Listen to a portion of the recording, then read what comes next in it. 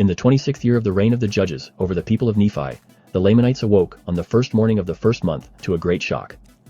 Amalickiah, their king, was found dead in his own tent, and immediately Teancum, the leader of the Nephites, was ready for battle.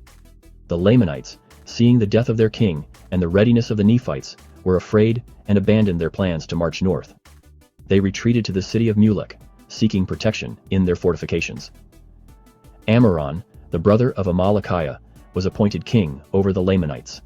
He commanded his people to hold the cities they had taken, even though much blood had been shed. Teancum realized the Lamanites were determined to hold the cities they had taken. Seeing the strength of their forces, Teancum decided not to attack them directly.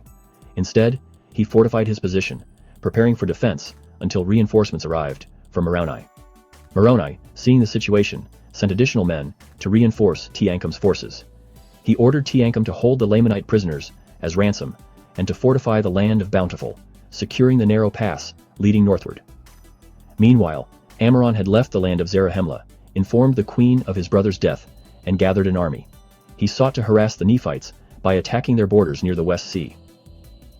In the 27th year of the reign of the judges, Moroni sent orders to Teancum to retake the city of Mulek.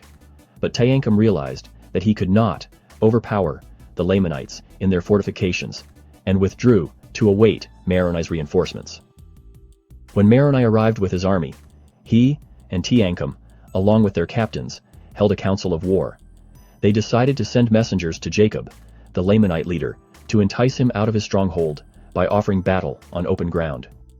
When Jacob, the Zoramite leader, refused to meet the Nephites on the plains, Moroni devised a plan to lure the Lamanites out. Teancum took a small force to the seashore, and Moroni's men marched by night to the west of Mulek. The Lamanites, seeing Teancum's small force, pursued them, thinking they could easily overtake them. But as they followed, Moroni's forces entered the city of Mulek. As the Lamanites pursued Teancum, they were met by Lehi's army near the city of Bountiful. Fearing they would lose the city of Mulek, the Lamanites fled in confusion, unaware that Moroni was behind them. The Lamanites were surrounded by the armies of Moroni and Lehi.